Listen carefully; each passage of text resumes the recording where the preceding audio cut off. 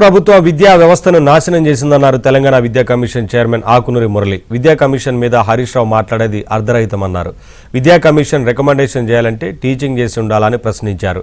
ఉద్యోగులకు జీతాలు తగ్గించాలని తామెక్కడ చెప్పలేదని, భవిష్యత్తులో జరిగే రిక్రూట్మెంట్లలో జీతాలు ఇంత ఇవ్వాల్సిన అవసరం లేదని మాత్రమే చెప్పామంటున్న విద్యా కమిషన్ చైర్మన్ ఆకునూరి మురళితో మా ప్రతినిధి సిద్ధార్థ ఫేస్ టు ఫేస్.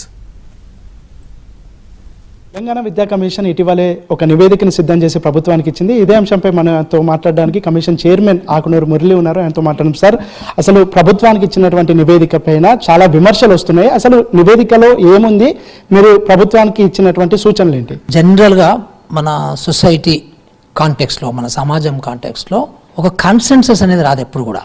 ఏదో ఆకునూరి మురళి ఏసీ రూమ్లో కూర్చొని రాసింది కాదు. అందుకని నేను దాంట్లో క్లియర్గా ఎవరెవరితో డిస్కస్ చేశాము, ఎన్ని ఇన్స్టిట్యూషన్స్ తిరిగాము, ఎంతమందితో మీటింగ్లు పెట్టాము, ఎన్ని డెలివరీస్ చేశాము, ఎన్ని పబ్లిక్ హియరింగ్ చేశాము, ఇవన్నీ కూడా ఇవ్వడం జరిగింది. మీ కమిషన్ రిపోర్ట్ ఇచ్చినటువంటి వాళ్ళలో, లేదంటే మీ కమిషన్లలో ఎడ్యుకేషన్కి సంబంధించినటువంటి ఎక్స్పర్ట్స్ లేరు అనేది హరీష్ రావు చేస్తున్నటువంటి కామెంట్, దానికి ఏం చెప్తారు సార్? ఓహో, మీరు ఈటాలు నడుస్తున్నారా హరీష్ రావు కాంటెక్స్లో? ఫస్ట్ థింగ్ ఏంటంటే, ఇప్పుడు ఆయన ఏమంటారంటే నేను ఇంజనీరు, ఐఏఎస్ ఆఫీసరు అని కామెంట్ చేశాడు.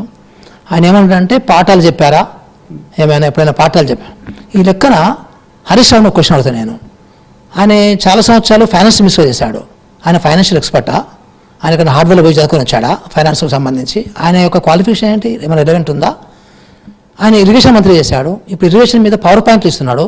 ఆయన ఇరిగేషన్ ఎక్స్పర్టా? బీటెక్ చదివాడా? ఇరిగేషన్ ఇంజనీరింగ్ చేశాడా? పిహెచ్డి చేశాడా? అందులో ఏమన్నా? This is a stupid. ఈ లెక్కన ఆయన చెప్పిన దాని ప్రకారం అయితే ఏంటంటే, ఎడ్యుకేషన్ మంత్రి కూడా టీచింగ్ చేసి ఉండాలి, సెక్రటరీ ఎడ్యుకేషన్ కూడా టీచింగ్ చేసి ఉండాలి, right? Director commissioner school education కూడా టీచింగ్ చేసి ఉండాలి కదా. ఇది ఎంత స్టూపిడ్. అసలు పాలసీ మేకింగ్ ఎవరు చేస్తారు? పాలసీ మేకింగ్ సో గ్రాస్ రూట్లో ఉన్నటువంటి లైక్ టీచింగ్ చేసే వాళ్ళు చేయరు సహజంగా. సో కానీ ఒక IAS officer policy making person basically. ఇప్పుడు ఈ లెక్కన ఇరిగేషన్ ప్రిన్సిపల్ సెక్రటరీ కూడా ఇరిగేషన్ ఇంజనీర్ ఉండాలి కదా, RNB principal secretary RNB engineer అయి ఉండాలి.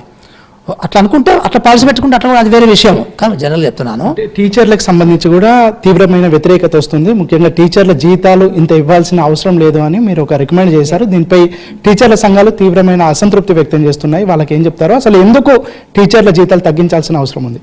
సహజంగా ఇప్పుడు జీతాలు అనేది అదే విషయం అయింది. అదే అంటున్నాను నేను కూడా. So non teaching, quality education, తర్వాత స్టూడెంట్ వెల్బీయింగ్ కూడా కొంత డబ్బు మనకు మిగులుతుంది అనే కాంటెక్స్ అడినాం. కానీ ఇప్పుడున్న టీచర్ల యొక్క శాలరీస్ తగ్గించాలని ఎవరు అనరు, నేను అనలేదు. అందులో క్లియర్ కట్గా చదువుతాం మనము, అందులో చదివితే క్లియర్గా భవిష్యత్తులో రిక్రూట్ చేసే టీచర్లకు సంబంధించి అనేది ఉంది. అందులో మీ టార్గెట్ కానీ, ప్రభుత్వం టార్గెట్ కానీ, సీఎం రేవంత్ రెడ్డి టార్గెట్ కానీ ఏంటి? విద్యా వ్యవస్థ తెలంగాణలో ఎలా ఉండాలని కోరుకుంటున్నారు? దాని వైపు మీ ప్రణాళికలు ఏ విధంగా ఉండబోతున్నాయి? అంటే మేము ప్రణాళికలు చేసేంత కాదు, మేము పాలసీ మేకింగే అంతే. ప్రణాళికలు గవర్నమెంట్ చేయాలి, సెక్రటరీ గారు చేస్తారు, మంత్రి గారు చేస్తారు, ముఖ్యమంత్రి గారు చేస్తారు. దానికి మనం హెల్ప్ కావాలంటే ఇస్తాం తప్పకుండా కూడా. సో డెఫినెట్గా రేవంత్ రెడ్డి గారి ప్రభుత్వానికి కూడా చేయాలనే తపన ఉంది అని నాకు అర్థమవుతుంది చాలా క్లియర్. నేను చాలామంది చూశాను ముఖ్యమంత్రులని. సో డెఫినెట్గా రేవంత్ రెడ్డి గారికి ఉంది అది చేయాలనేది. సో దానికి సంబంధించి మాలాంటి వాళ్ళ సలహాలు సూచనలు డెఫినెట్గా ఆయన తీసుకుంటున్నారు. సో ఒక మంచి భవిష్యత్తు అయితే ఉండడానికి అవకాశం ఉంది. సో అందుకని ముఖ్యమంత్రి గారు మేము ప్రజెంటేషన్ ఇవ్వగానే ఇమ్మీడియట్గా 100 మండలాల్లో 200 స్కూల్ టేకప్ చేయండి సేమ్ ఆర్డర్ లాగా అని చెప్పారు కదా. మరి that it self I think we should appreciate కదా.